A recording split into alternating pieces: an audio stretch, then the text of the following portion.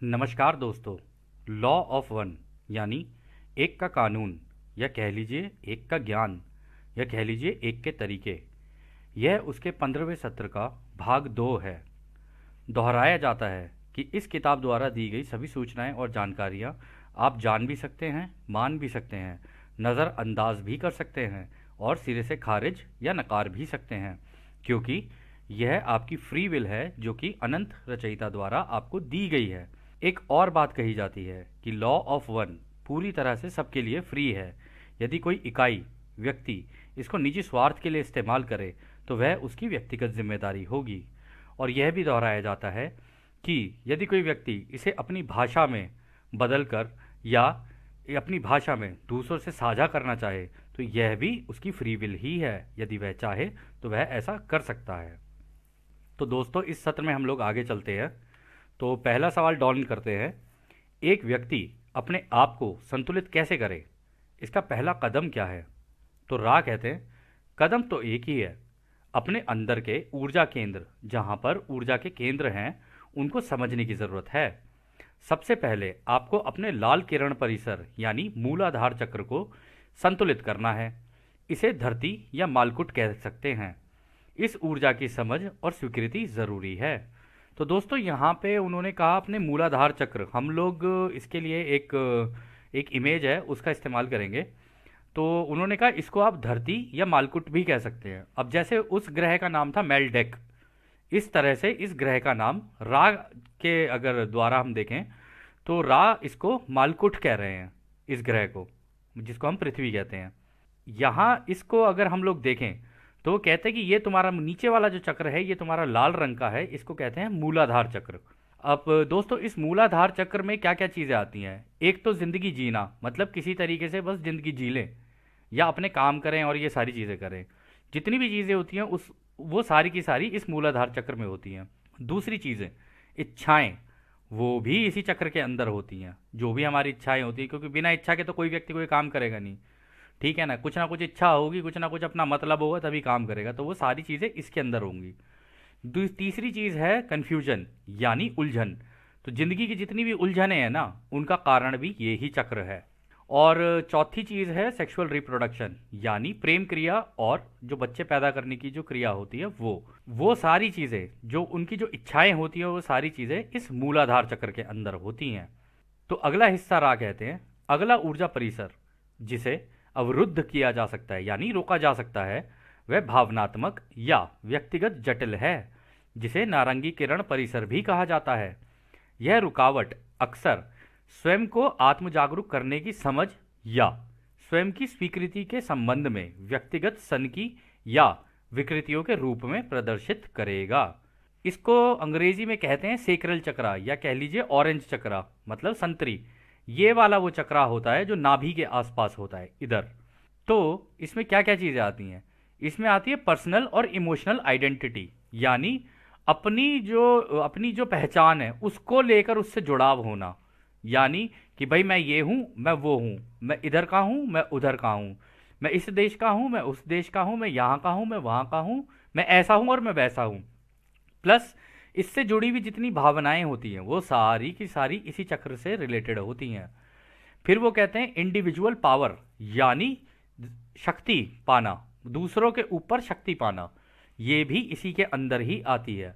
दूसरों के अंदर मतलब चाहे वो आपका पार्टनर हो, चाहे वो आपके बच्चे हों, चाहे वो कोई और हो, उनके ऊपर अपना शक्ति प्रदर्शन करना। चौथी चीज़ वो कहते हैं relationship to self and to other self, यानी अपने आप के साथ खुद का कैसा रिश्ता होना और दूसरों के साथ कैसा रिश्ता होना।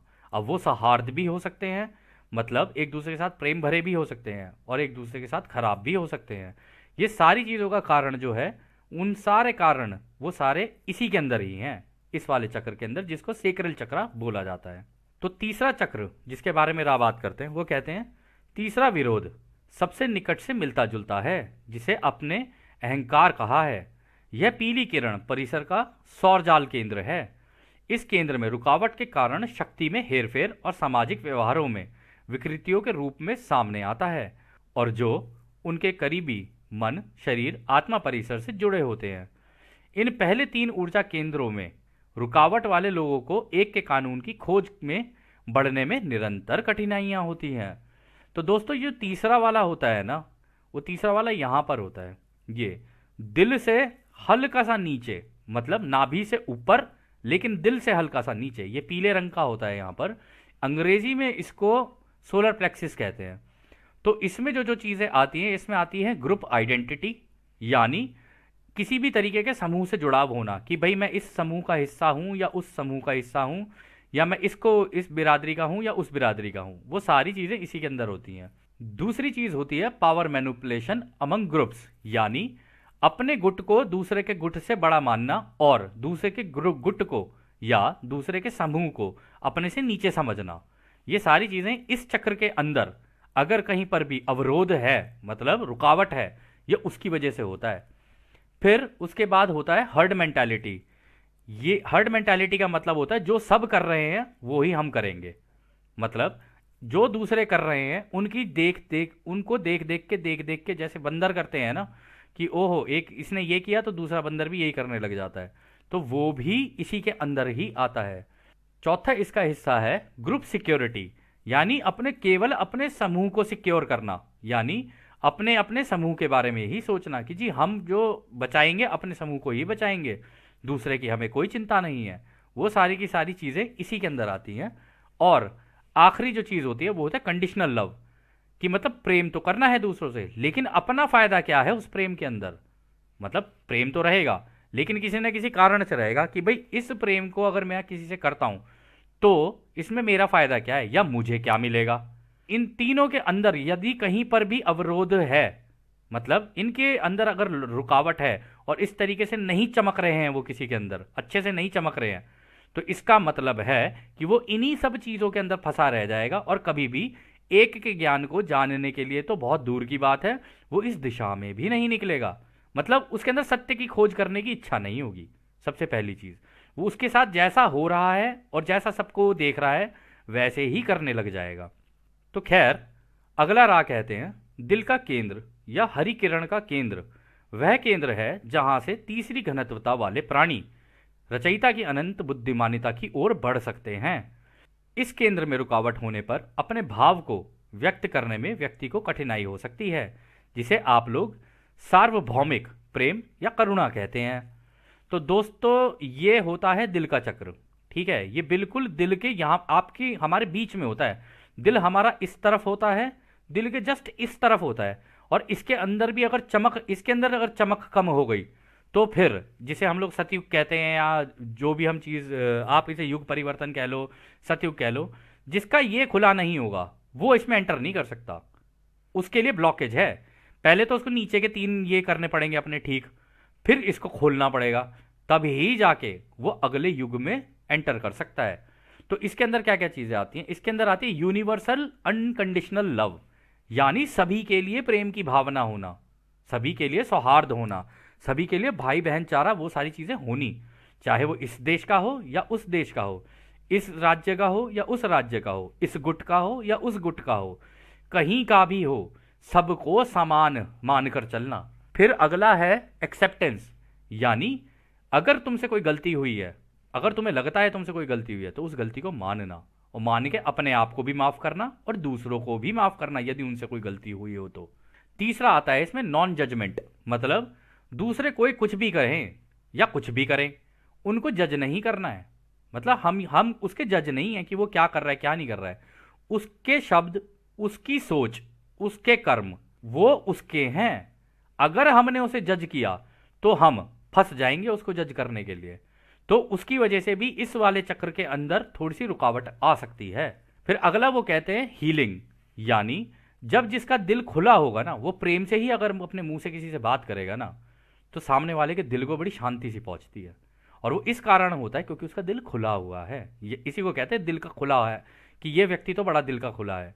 परंतु याद रहे, दिल का खुला होने का मतलब ये नहीं है कि आप दूसरे की आज़ादी का उल्लंघन कर दोगे, नहीं। दिल का खुला होने का मतलब है अपनी आप अपनी बात रख सकते हो, लेकिन यदि सामने वाले ने उसे इग्नोर यानी नकार दिया या नज़रअंदाज कर दिया तो उसके साथ जोर ज़बरदस्ती नहीं करनी है। तो वो जैसा है मान लिया, आगे निकल गए। इसी को वो कह रहे हैं एक्सेप्टेंस, यानी माना और आगे निकल गए, कोई बात नहीं। फिर अगला है की टू प्रोटेक्शन। जिनका ये खुल जाता है उन्हें स्वयं रचयिता ही प्रोटेक्शन देने लग जाते हैं। रचयिता अपने दूत भेजते हैं, मतलब उनके यहाँ सीधी सीधा ये जो कान है ना, कान के पास उनके हमेशा दूत रहते हैं। इनविजिबल होंगे, दिखेंगे नहीं, लेकिन यहीं उनके दूत रहते हैं जो उनके कान में उनको हमेशा गाइड करते रहते हैं कि अब तू ऐसा कर ले, अब तू ऐसा कर ले। और ये तब होता है कि जब वो अपनी सोच में बोले कि यार मैं यहाँ मुझे दिक्कत आ रही है, तो उसके कान में उसको धीरे से सीधे कान में सुनाई देगा, या उसका सीधा दिमाग बोलेगा कि हाँ ऐसा किया जा सकता है। फिर उसका वो लेकर उसका इस्तेमाल करके वो आगे जा सकता है। फिर अगला है इसमें spring board to intelligent infinity, यानी जिसका दिल का चक्र खुल गया तो फिर तो वो ऐसा हो गया कि जैसे उसको एक ऐसी नाव मिल गई हो जो कि समुद्र की लहरों पर तेजी से गोते खाती हुई निकल रही है और सीधा रचयिता की बुद्धिमानिता की तरफ जा रहा है वो, क्योंकि रचयिता ने सब कुछ प्रेम और रोशनी से बनाया है। तो उसके अंदर के जितने भी नीचे के चक्र है ना, ये सारे के सारे चमकने शुरू हो जाते हैं। ये आपको बाहर से नहीं दिखेगा, ये आपको पता चलेगा जब उसके मुख से वाणी निकलेगी, जो वो बोलेगा ना उससे आपको पता चल जाएगा कि हाँ इसका दिल खुला हुआ है। लेकिन हम दोबारा कहेंगे, दिल खुला होने का मतलब ये नहीं है कि आप दूसरे की आज़ादी का उल्लंघन कर दो। ये ध्यान में रख के चलना होता है कि सामने वाले की आज़ादी का उल्लंघन ना हो। यदि वो कोई, जब तक वो कोई चीज़ मांगे ना तब तक उसे देनी नहीं है, और जब तक वो कुछ पूछे ना तब तक उसे बताना नहीं है। ठीक है, आप खुद का सवाल कर सकते हो, आप खुद मांग सकते हो उससे। अगर आपने पूछा और उसने मांगा तब आप उसे दे सकते हो। यही तरीके हैं रचयिता के। और जब ये क्या कहते हैं ऐसा हो जाता है ना, तो इसके आगे इन्होंने कहा है incarnation ceases to be automatic. इसके बाद आपके जितने भी जन्म होंगे ना, इसके बाद फिर ऑटोमेटिक नहीं होंगे कि आप इस ग्रह पे चले गए या उस ग्रह पे चले गए। फिर तो आपकी जिस ग्रह पे जाने की इच्छा है ना, जो भी सतयुग का होगा, आप चुन सकते हो उसमें से। आप किसी भी तरीके के सतयुग के ग्रह को ले सकते हो। मतलब आप ये भी चाहो, आप हो सकता है इसी धरती पर वापस आना चाहो, आप हो सकता है आपको किसी और ग्रह पे इसी तरीके का सतयुग हो, आप कहो कि प्रभु इस बार मेरे को इस ग्रह पे जाना है, इस बार मैं इस ग्रह का अनुभव लेना चाहता हूं। तो ऑटोमेटिकली नहीं जाओगे आप, तब आपके पास वो चुनने की क्षमता आ जाती है। आप चुनाव वाली पोजीशन पे आ जाते हो कि हाँ अब मैं चुनाव कर सकता हूं इस चीज का। तो आगे रहा कहते हैं ऊर्जा प्रवाह का नीला किरण केंद्र वह केंद्र है जो जावक के साथ साथ आवक भी है। इस केंद्र में अवरोध होने पर लोगों को स्वयं के आत्मा, मन, शरीर को समझने में कठिनाई हो सकती है और स्वयं की समझ को व्यक्त करने में भी कठिनाई हो सकती है। इस केंद्र में अवरुद्ध व्यक्तियों को अन्य व्यक्तियों के शरीर, मन, आत्मा से संचार या अपनी समझ को अगले व्यक्ति तक पहुंचाने में और उसकी बातों को खुद समझने में कठिनाई होती है।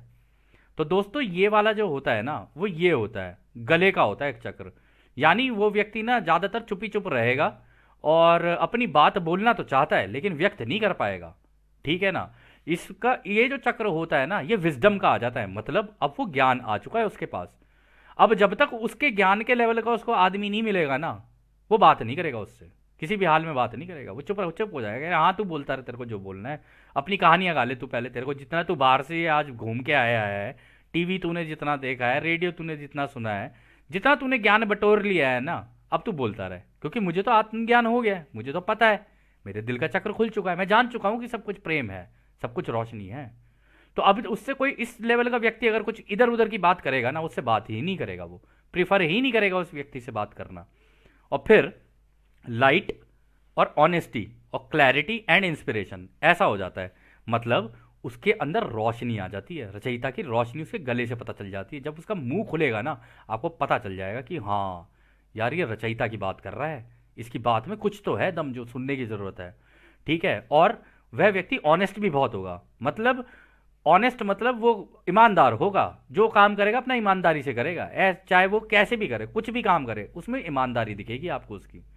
और फिर क्लैरिटी एंड इंस्पिरेशन, और वो अपने कर्म को लेकर बिल्कुल क्लियर हो चुका होगा कि हाँ मुझे ये करना है, मैं झूल लूंगा नहीं इधर से उधर। हाँ ठीक है, मुझे रोजमर्रा की जिंदगी के काम करने हैं, वो सारी तो हम सभी करते हैं। कह रहे ये सारी चीजें करने के बाद भी उसके दिमाग में ये रहेगा कि नहीं, मेरे को अपने आप को समझना है, अपने बहन भाइयों को समझना है, अपने दोस्तों को समझना है, मुझे रचयिता का काम करना है। वो क्लैरिटी आ जाएगी, उसे रचयिता से इंस्पिरेशन मिल जाती है बेसिकली। उसके साथ ये हो जाता है कि अब मैं रचयिता के साथ उसकी सेवा में रचयिता की सेवा में नहीं, वो दूसरों की सेवा करेगा तो रचयिता की सेवा हो जाएगी। ये होता ही ऐसे है, क्योंकि सारे ही रचयिता हैं। तो ये जब ये करने लग जाता है ना, तो वो दूसरों की सेवा के रास्ते पर निकल जाता है, और रचयिता उसके लिए एक इंस्पिरेशन बन जाता है। यानी उसको देख के वो सीखता है कि रचयिता ने कितना प्यार से बनाया है, तो अब मैं रचयिता के रास्ते पर निकलूंगा। फिर इसके बाद होता है integrated mind body self knowing. यानी अब वो अपने आप को जानने लगा है। इंटीग्रेटेड माइंड बॉडी स्पिरिट कह रहे हैं वो, यानी आत्मा, दिमाग और शरीर, इन तीनों का उसका संतुलन बनने लग जाता है।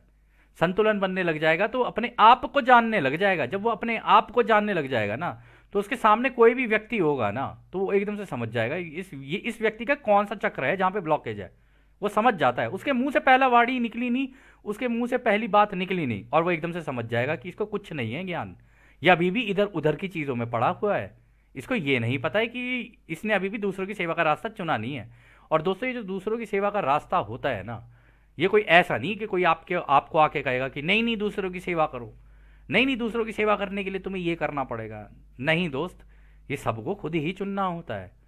हम ये जो एक का ज्ञान आप लोगों के सामने रख रहे हैं, हमें जितना समझ में आया हमने आपको बताया, ये हमारी तरफ से सेवा है। और हम फ्री में, और सेवा वही होती है जो फ्री में हो। जिसके लिए पैसा मांगा जाए वो सेवा नहीं है, वो तो खुद की सेवा का रास्ता बन जाता है। फिर अभी राह बता देंगे कि खुद की राह का, खुद अगर पैसा इन्वॉल्व है तो वो खुद की सेवा का रास्ता ही है, वो दूसरों की सेवा का रास्ता हो ही नहीं सकता। तो खैर, अगला राह बोलते हैं। अगला केंद्र पीनियल या इंडिगो किरण केंद्र है। इसमें अवरोध होने पर व्यक्ति बुद्धिमान ऊर्जा के प्रवाह की कमी को महसूस करेगा। तो दोस्तों, ये वाला जो होता है ना, यही है वो तीसरी आंख वाला, जो बिल्कुल यहाँ होता है हमारी आंख के, हमारी जो भौएं होती है ना, जो हमारी आईब्रो होती है, उसकी सेंटर में होता है ये बिल्कुल। ठीक है ना, जहां आपकी नाक टच कर रही है ना ऊपर, उसके जस्ट हल्का सा ऊपर होगा यहाँ पे। और ये जो होता है ना, ये होती है वो तीसरी आंख, जो कि अगर खुल गई तो आपको अनंत रचयिता की बुद्धिमानिता पूरी की पूरी आ जाएगी। मतलब रचयिता क्या सोच रहे हैं ना, आपको पता चल जाएगा इमीडिएटली। तो इसको कहते हैं गेटवे टू इंटेलिजेंट इन्फिनिटी। यानी आप पूरे ब्रह्मांड की जानकारी ले सकते हो, कुछ भी ले सकते हो। आप अनंत रचयिता के दिमाग में क्या चल रहा है ना, वो भी जान सकते हो। और फेथ यानी विश्वास तभी ही आता है रचयिता पे, अदरवाइज आप इधर उधर घूमते रहोगे विश्वास के चक्कर में। लेकिन रचयिता को जानने के बाद, रचयिता का यह कहना है कि पहले खुद को जानोगे ना, तब तुम मुझे जान पाओगे। ये आपने सुना भी होगा कि खुद को जानो, खुद को जानो। वो इसीलिए कि जब तुम्हारे सारे चक्र खुल जाएंगे ना धीरे धीरे, तब जाके जब तुम इस चक्र पे पहुंचोगे ना, तुम्हें पता चलेगा कि तुम ही रचयिता हो। तुम सीख जाओगे कि तुम ही रचयिता हो, क्योंकि तुम मेरी इमेज हो, तुम मेरी कॉपी हो। जो मेरी शक्तियां हैं मैंने तुम्हें दे रखी हैं सारी की सारी, पर तुम लो या ना लो, ये तुम्हारी इच्छा है। फिर उसके बाद होता है मैजिकल वर्किंग। तब आपके पास ऐसी जादुई शक्तियां आ जाती हैं, जिसे इंग्लिश में टेलीपोर्टेशन भी कहते हैं, लेविटेशन भी कहते हैं, मटीरियलाइजेशन, डीमटेरियलाइजेशन भी कहते हैं। लेविटेशन का मतलब हो गया जमीन से हवा में उड़ जाना।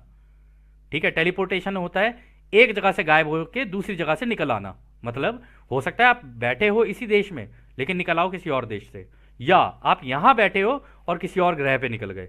ये सारी चीजें मुमकिन हैं जब ये खुल जाती है किसी व्यक्ति की। ठीक है, और तीसरी होती है मटेरियलाइजेशन, डीमटेरियलाइजेशन, यानी कि आप गायब हो सकते हो और वापस भी आ सकते हो शरीर में। दोनों चीजें हो सकती हैं। मतलब शरीर का कण कण पूरा गायब हो जाएगा और पूरा का पूरा कण कण ऐसे ही निकल आएगा। इसे बोलते हैं ट्रांस डिमेंशनल बीइंग बन जाना, यानी आप किसी भी घनत्वता में जाके आ सकते हो। ये सारी चीजें, ये शक्तियां आपको मिल जाती हैं।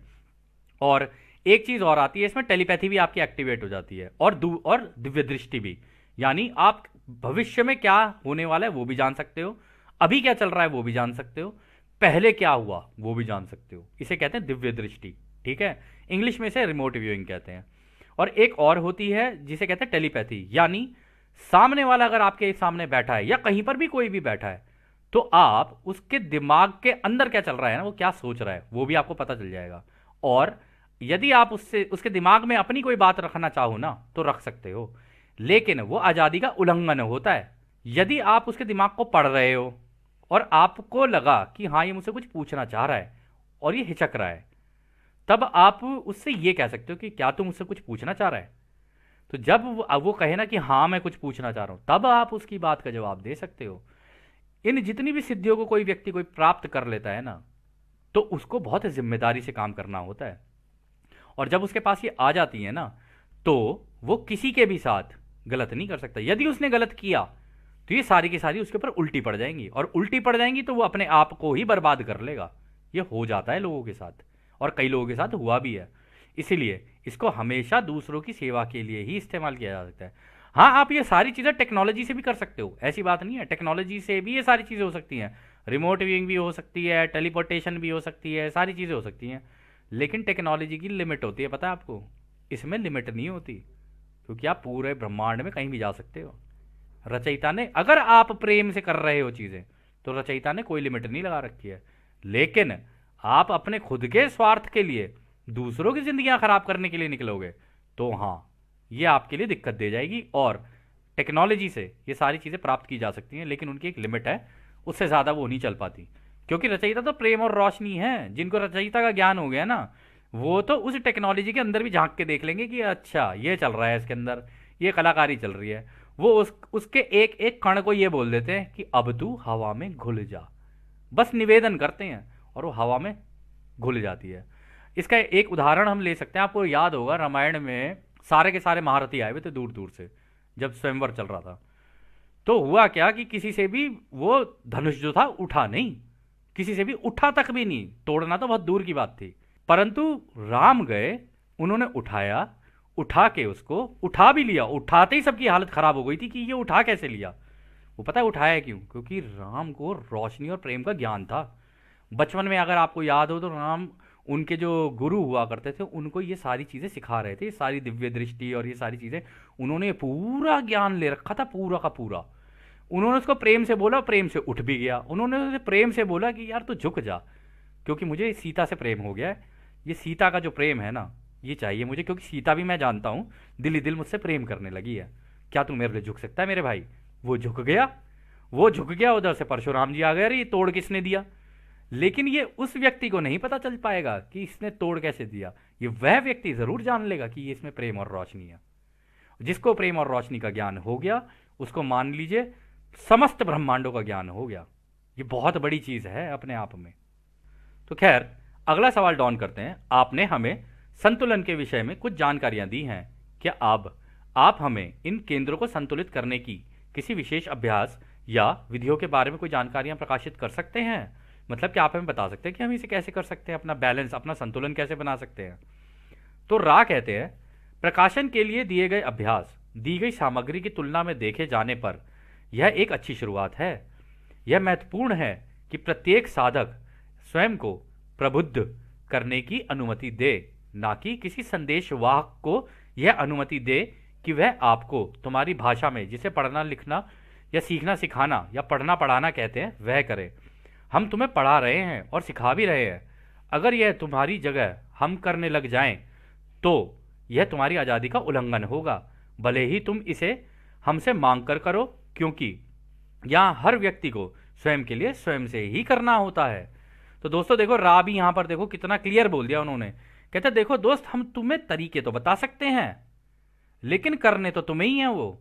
ये नहीं हो सकता कि हम तुम्हारी जगह पे आके तुम्हारे सारे चक्र खोल जाएं और फिर तुम उसके बाद उन चक्रों को लेके, यहाँ जी देखें जरा हमारी पड़ोसन क्या कर रही है, अरे जरा देखें जी हमारे ये आसपास के लोग क्या कर रहे हैं, अरे देखो तो सही मेरा दोस्त इस वक्त कहाँ घूम रहे हैं, अरे देखो तो सही मेरी बीवी कहाँ गई हुई है, अरे देखो तो सही मेरे बच्चे क्या कर रहे हैं।